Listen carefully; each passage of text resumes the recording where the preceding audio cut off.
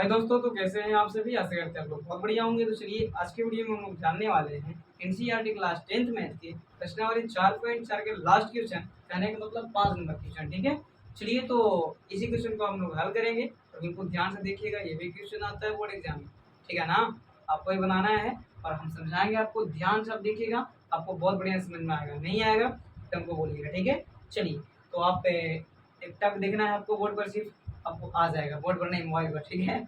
आप मोबाइल पर देखिएगा, ठीक। चलिए तो पहले क्वेश्चन को पढ़ते हैं और ध्यान से देखिएगा, समझ में आएगा आपको, ठीक। क्या आपको देखिए बोर्ड मोबाइल में देखिए, नीचे दिया हुआ है क्वेश्चन, उसको ध्यान से पढ़ना है। क्या क्वेश्चन है? क्या परिमाप 80 मीटर तथा क्षेत्रफल 400 मीटर स्क्वायर के एक पार्क को बनाना संभव है? पार्क, समझ रहे हैं ना। पार्क को बनाना संभव है, यदि है तो उसकी लंबाई और चौड़ाई ज्ञात कीजिए। आइए सब हम लिख दिए हैं जो जो दिया है ऐसे। चलिए आइए, क्या बोल रहा था?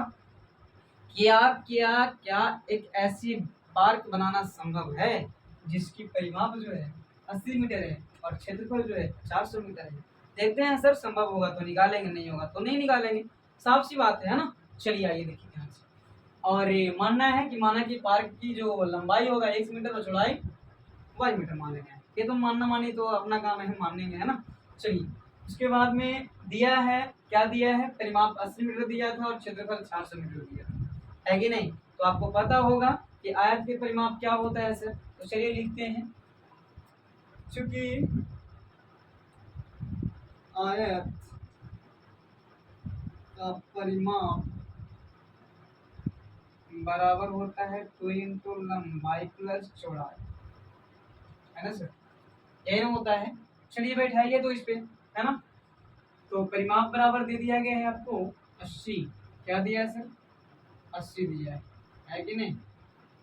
80 बराबर हो जाएगा 2 इंटू लंबाई को x से डिनोट किए हैं और चौड़ाई को y से डिनोट किए हैं, है ना।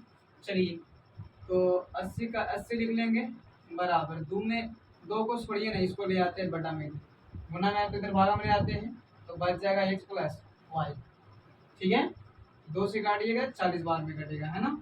यानी कि इसको लिख सकते हैं हम कि x प्लस वाई बराबर 40। समझ रहे हैं। यहीं से आप x बराबर मान निकाल लीजिएगा, 40 माइनस वाई, इसको मान लीजिएगा आप समीकरण 1। देखिए क्या किए, कुछ नहीं किए। यहाँ से हम काटने के बाद में ये 40 जो है उसको उधर फेंक दिए और इसको इधर ले आए, डायरेक्ट सब उठा करके, इसलिए चीज़ों में बदलाव नहीं किया। साबु लटिएगा तो कोई दिक्कत नहीं है, लेकिन एक आध वो लटिएगा अपना टिएगा इधर उधर कीजिएगा ना, तो आपको माइनस प्लस में फर्क होता है। लेकिन हम देखिए ना, एक्स प्लस वाई था, इधर सब लट दिए, इधर ले आए, और 40 था इधर बेचारा उधर लिख दिए, मैंने बराबर के बराबर में लिख दिए, क्या दिक्कत है, ठीक है। चलिए अब यहाँ से हम x के बराबर में मान निकाल रहे हैं, जो आप निकालते थे दो चर वाला में, इस तरीके से ना। और ये वाला में विस्थापन विधि से या प्रतिस्थापन विधि से जो हल करते थे, तो x का मान निकालते थे कि नहीं निकालते थे, या फिर ग्राफ आप बनाते होंगे तो ऐसा ही करते होंगे, ठीक है। x बराबर निकाल लिए और 40 माइनस वाई कर, ठीक। चलिए तो ये हो गया आपका समीकरण फर्स्ट, और समीकरण सेकंड आएगा आपका क्षेत्रफल से। किससे? क्षेत्रफल से। आइए तो आयत का क्षेत्रफल क्या होता है सर? तो लगता है लंबाई गुना चौड़ाई होता है सर।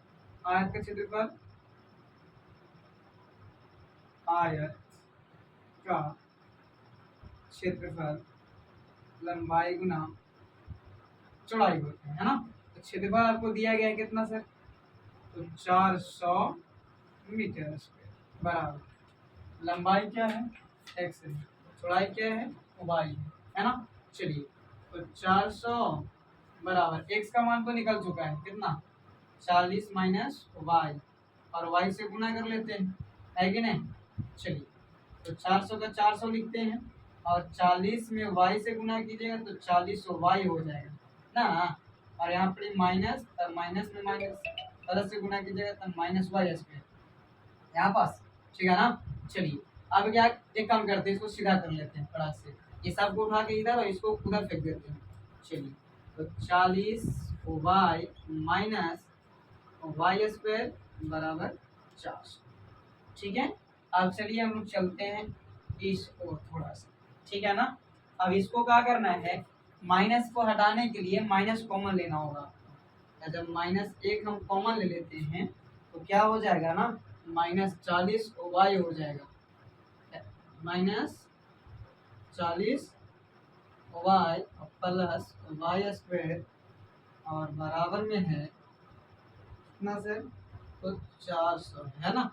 चलिए कोई बात नहीं, इसके बाद में क्या होगा, इसको भी रह दीजिए -1 -40, ठीक है ना। चलिए y का y और 1 मिनट ले लिए, खींच लेते हैं। आइए देखिए थोड़ा सा दिक्कत हो जाएगा यहाँ पास, 1 मिनट देखिए क्या करना है, पहले इसको खींच लीजिए 400, ठीक है। तो 40 y था ना, और माइनस वाई स्क्वायर -400 खींच लीजिए, बराबर क्या आ गया 0। अब लीजिए -1 को कॉमन, तो बचेगा 40 वाई माइनस में ना, क्योंकि यहाँ प्लस है तो माइनस, और माइनस जगह पर प्लस, और माइनस की जगह पर +400 बराबर क्या हो जाएगा सर 0। देखिए कुछ नहीं, जब -1 कॉमन लेंगे ना, तो जितने भी है ना आगे प्लस वाले सब माइनस हो जाएंगे, और माइनस वाले जितने हो प्लस हो जाएंगे। यहाँ पास प्लस था तो माइनस हो गया, यहाँ माइनस, यहाँ प्लस, यहाँ माइनस, यहाँ प्लस हो गया, ठीक है। चलिए तो ये -1 इधर 0 में जाकर के, भागा में जाकर के 0/-1 का मतलब 0, जो आपको हम बता चुके हैं बहुत बार, ठीक है। तो पहले एक कम कीजिए, वाई स्क्वायर को लिख दीजिए आप, बढ़िया रहेगा, और -40 वाई और +400 और बराबर में हो जाएगा 0, ठीक है ना। चलिए उसके बाद में इसको तोड़ना है, गुणनखंड करना तो आपको आता होगा, इसको तोड़िएगा ना तब 20-20 बार में टूटेगा ये, वाई स्क्वायर -20y फिर -20y +400 का 400 बराबर में 0, ठीक है। तो y कॉमन जब लेंगे तो y हो जाएगा -20 नहीं, और -20 को कॉमन लेंगे तो y -20 ही होगा, बराबर 0 हो जाएगा, ठीक है। चलिए तो ये देखिए आपको सेम दिख रहा होगा, इसको भी कॉमन ले लीजिए, तो y -20 हो जाएगा कॉमन। अब सर बचा क्या इसको छोड़ करके, तो एक बचा y और 20 बचा, तो इसको भी y -20 लिख लेते हैं, बराबर 0 हो जाएगा। तो y